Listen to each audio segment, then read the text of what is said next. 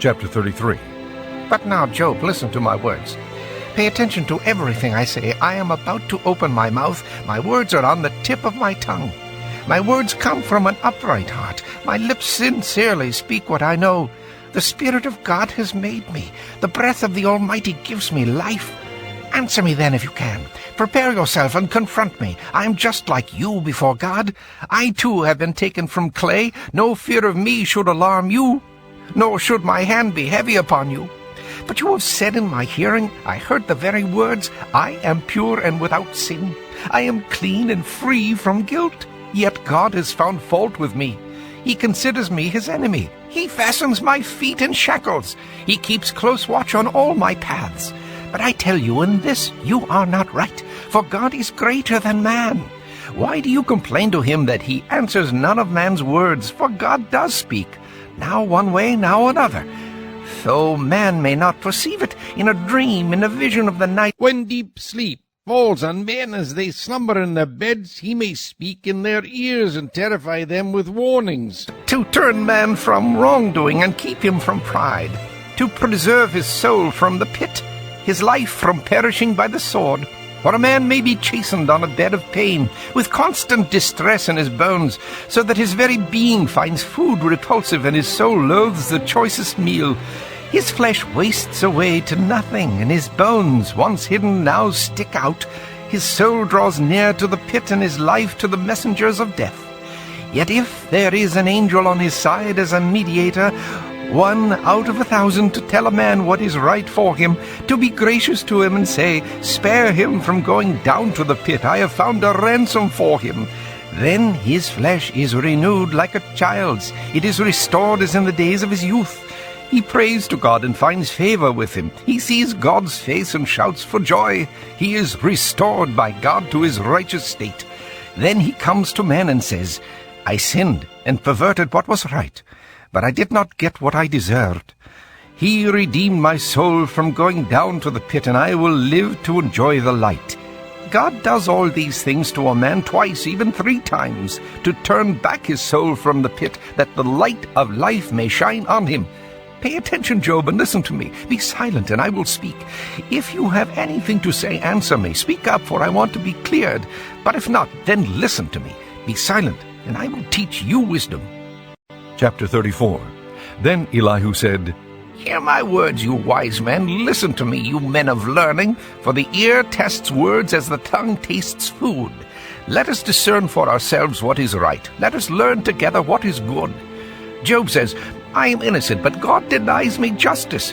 Although I am right, I am considered a liar. Although I am guiltless, his arrow inflicts an incurable wound. What man is like Job, who drinks scorn like water?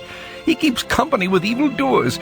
He associates with wicked men, for he says, it profits a man nothing when he tries to please God. So listen to me, you men of understanding. Far be it from God to do evil, from the Almighty to do wrong. He repays a man for what he has done. He brings upon him what his conduct deserves. It is unthinkable that God would do wrong, that the Almighty would pervert justice. Who appointed him over the earth? Who put him in charge of the whole world? If it were his intention, and he withdrew his spirit and breath, all mankind would perish together, and man would return to the dust. If you have understanding, hear this. Listen to what I say. Can he who hates justice govern? Will you condemn the just and mighty one? Is he not the one who says to kings, you are worthless, and to nobles, you are wicked, who shows no partiality to princes and does not favor the rich over the poor? For they are all the work of his hands. They die in an instant, in the middle of the night. The people are shaken and they pass away. The mighty are removed without human hand. His eyes are on the ways of men. He sees their every step. There is no dark place, no deep shadow where evildoers can hide. God has no need to examine men further, that they should come before him for judgment. Without inquiry he shatters the mighty and sets up others in their place. Because he takes note of their deeds, he overthrows them in the night, and they are crushed. He punishes them for their wickedness, where everyone can see them. because they turn from following him and have no regard for any of his ways. They caused the cry of the poor to come before him, so that he heard the cry of the needy. But if he remains silent, who can condemn him? If he hides his face, who can see him? Yet he is over man and nation alike to keep a godless man from ruling, from laying snares for the people. Suppose a man says to God, I am guilty, but will offend no more. Teach me what I cannot see. If I have done wrong, I will not do so again. Should God then reward you on your terms? When you refuse to repent, you must decide, not I. So tell me what you know.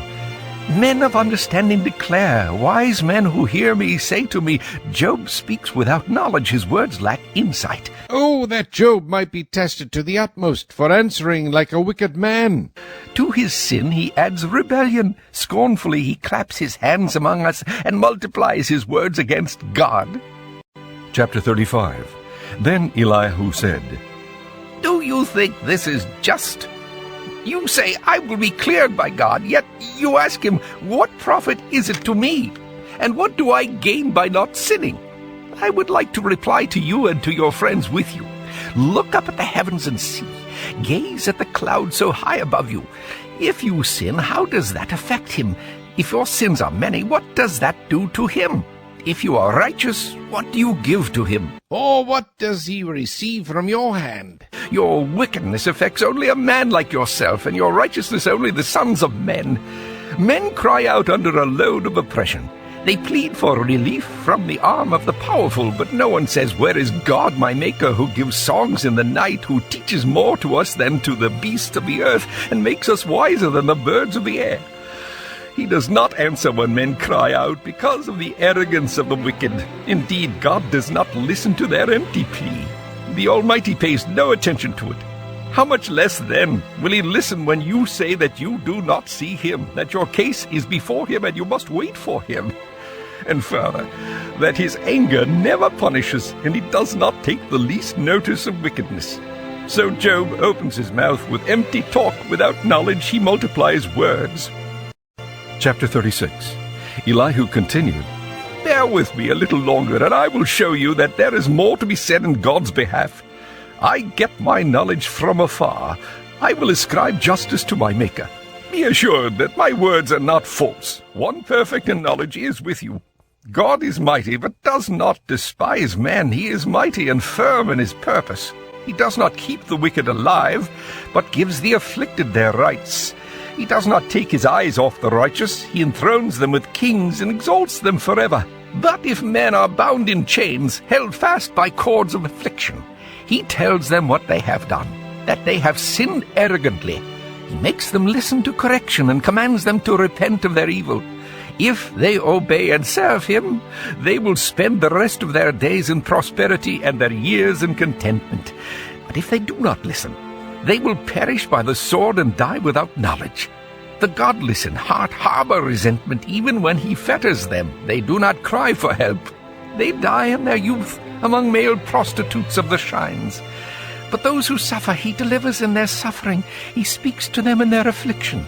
He is wooing you from the jaws of distress to a spacious place free from restriction, to the comfort of your table laden with choice food. But now you are laden with the judgment due the wicked. Judgment and justice have taken hold of you. Be careful that no one entices you by riches. Do not let a large bribe turn you aside. Would your wealth or even all your mighty efforts sustain you so you would not be in distress? Do not long for the night, to drag people away from their homes. Beware of turning to evil, which you seem to prefer to affliction. God is exalted in his power. Who is a teacher like him? Who has prescribed his ways for him, or said to him, You have done wrong? Remember to extol his work, which men have praised in song. All mankind has seen it. Men gaze on it from afar. How great is God, beyond our understanding. The number of his years is past finding out. He draws up the drops of water which distill as rain to the streams. The clouds pour down their moisture, and abundant showers fall on mankind. Who can understand how he spreads out the clouds, how he thunders from his pavilion? See how he scatters his lightning about him, bathing the depths of the sea. This is the way he governs the nations and provides food in abundance. He fills his hands with lightning and commands it to strike its mark. His thunder announces the coming storm. Even the cattle make known its approach. Chapter 37. At this my heart pounds and leaps from its place. Listen! Listen to the roar of his voice, to the rumbling that comes from his mouth. He unleashes his lightning beneath the whole heaven and sends it to the ends of the earth. After that comes the sound of his roar. He thunders with his majestic voice. When his voice resounds, he holds nothing back. God's voice thunders in marvelous ways. He does great things beyond our understanding. He says to the snow, fall on the earth, and to the rain shower, be a mighty downpour, so that all men he has made may know his work. He stops every man from his labor. The animals take cover. They remain in their dens. The tempest comes out from its chamber, the cold from the driving winds. The breath of God produces ice, and the broad waters become frozen. He loads the clouds with moisture. He scatters his lightning through them. At his direction they swirl around over the face of the whole earth to do whatever he commands them. He brings the clouds to punish men, or to water his earth and show his love. Listen to this, Job. Stop and consider God's wonders. Do you know how God controls the clouds and makes his lightning flash? Do you know how the clouds hang poised, those wonders of him who is perfect in knowledge? You who swelter in your clothes when the land lies hushed under the south wind. Can you join him in spreading out the skies, hard as a mirror of cast bronze? Tell us what we should say to him. We cannot draw up our case because of our darkness. Should he be told that I want to speak? Would any man ask to be swallowed up? Now no one can look at the sun bright as it is in the skies after the wind has swept them clean. Out of the north he comes in golden splendor. God comes in awesome majesty. The Almighty is beyond our reach and exalted in power. In his justice and great righteousness he does not oppress. Therefore men revere him, for he does not have regard for all the wise in heart. Chapter 38. Then the Lord answered Job out of the storm. He said, Who is this that darkens my counsel with words without knowledge? Brace yourself like a man. I will question you, and you shall answer me. Where were you when I laid the earth's foundation? Tell me if you understand. Who marked off its dimensions? Surely you know. Who stretched a measuring line across it? On what were its footings set, or who laid its cornerstone? While the morning stars sang together and all the angels shouted for joy. Who shut up the sea behind doors when it burst forth from the womb? When I made the clouds its garment and wrapped it in thick darkness? When I fixed limits for it and set its doors and bars in place? When I said, This far you may come and no farther. Here is where your proud waves halt. Have you ever given orders to the morning, or shown the dawn its place, that it might take the earth by the edges and shake the wicked out of it? The earth takes shape like clay under a seal. Its features stand out like those of a garment. The wicked are denied their light, and their upraised arm is broken. Have you journeyed to the springs of the sea, or walked in the recesses of the deep? Have the gates of death been shown to you? Have you seen the gates of the shadow of death? Have you comprehended the vast expanses of the earth? Tell me if you know all this. What is the way to the abode of light? And where does darkness reside? Can you take them to their places? Do you know the paths to their dwellings? Surely you know, for you were already born, you have lived so many years. Have you entered the storehouses of the snow, or seen the storehouses of the hail, which I reserve for times of trouble, for days of war and battle? What is the way to the place where the lightning is dispersed, or the place where the east winds are scattered over the earth?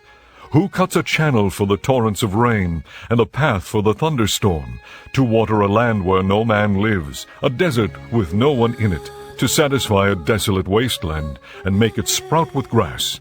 Does the rain have a father? Who fathers the drops of dew? From whose womb comes the ice? Who gives birth to the frost from the heavens, when the waters become hard as stone, when the surface of the deep is frozen? Can you bind the beautiful Pleiades? Can you loose the cords of Orion?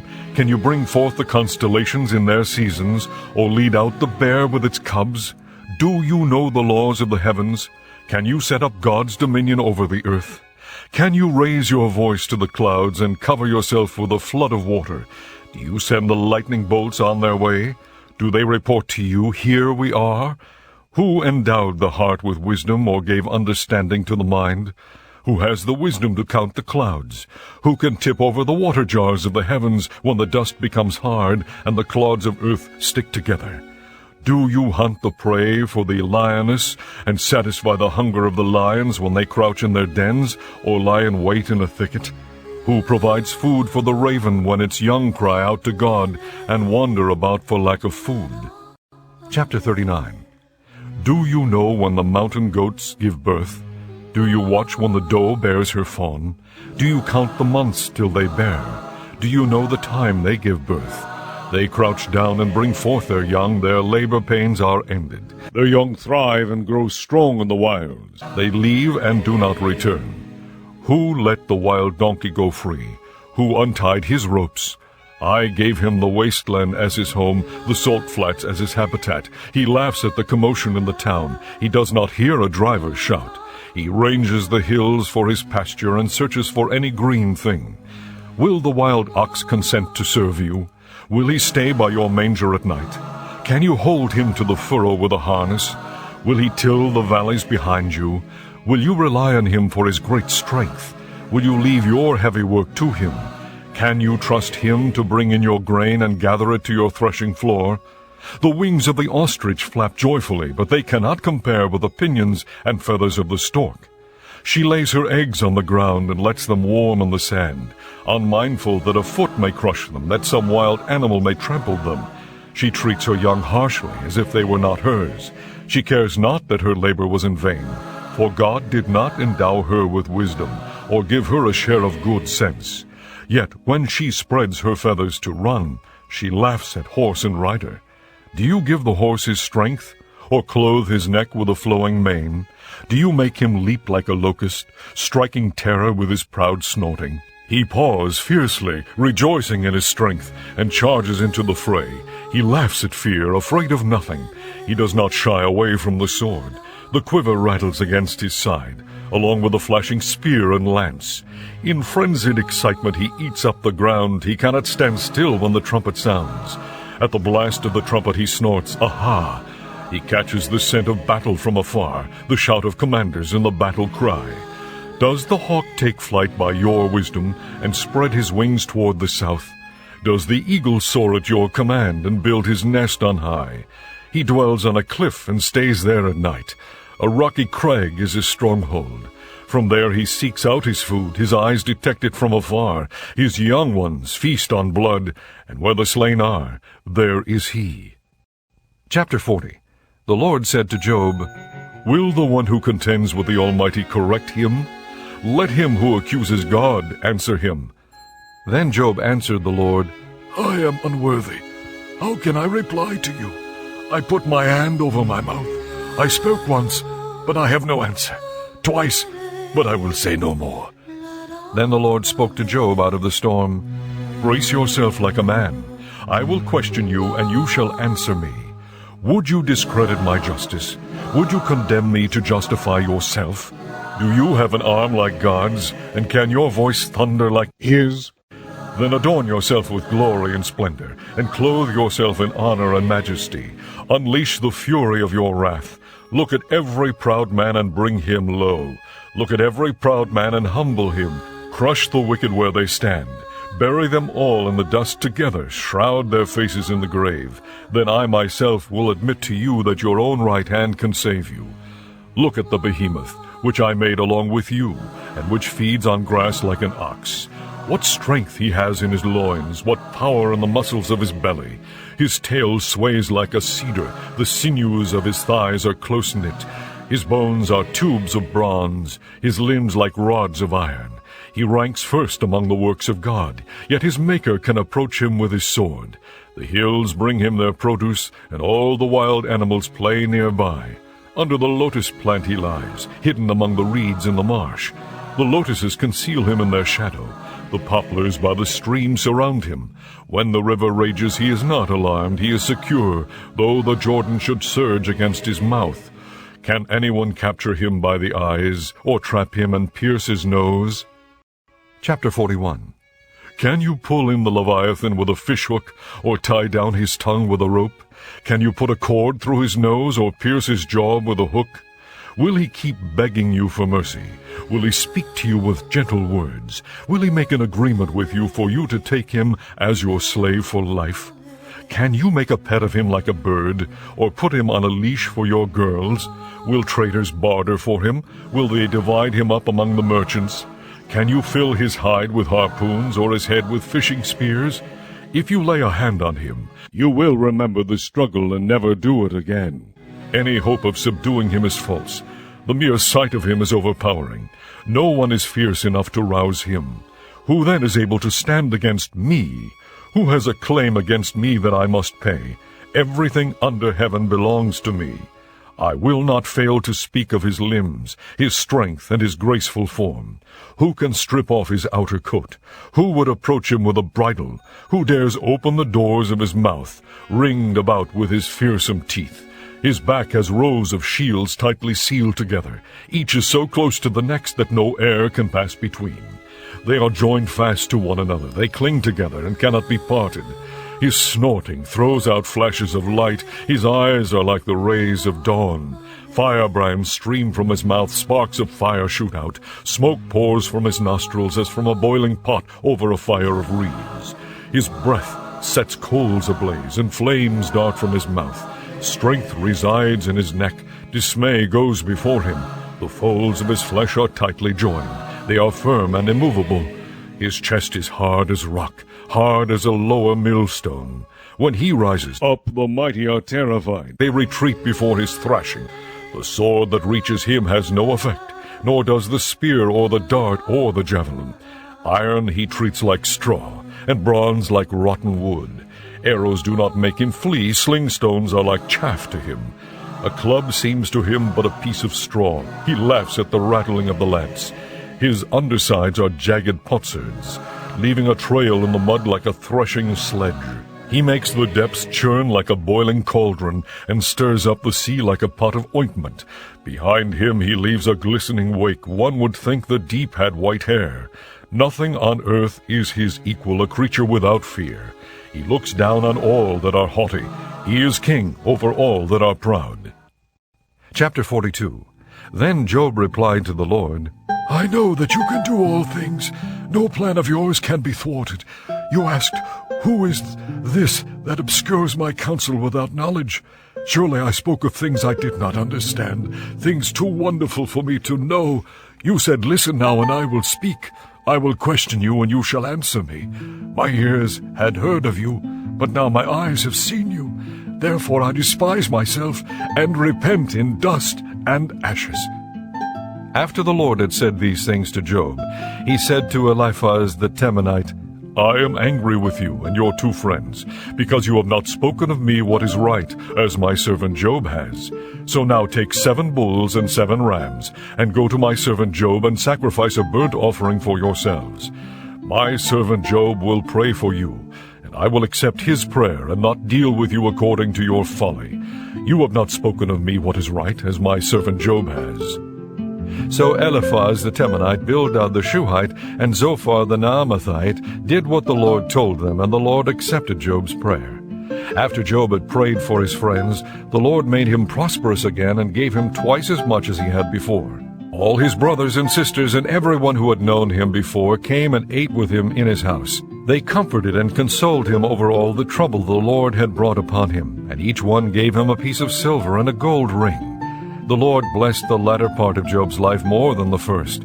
He had 14,000 sheep, 6,000 camels, 1,000 yoke of oxen, and 1,000 donkeys. And he also had 7 sons and 3 daughters. The first daughter he named Jemimah, the second Keziah, and the third Keren-Hapuk. Nowhere in all the land were there found women as beautiful as Job's daughters, and their father granted them an inheritance along with their brothers. After this, Job lived 140 years. He saw his children and their children to the 4th generation, and so he died, old and full of years.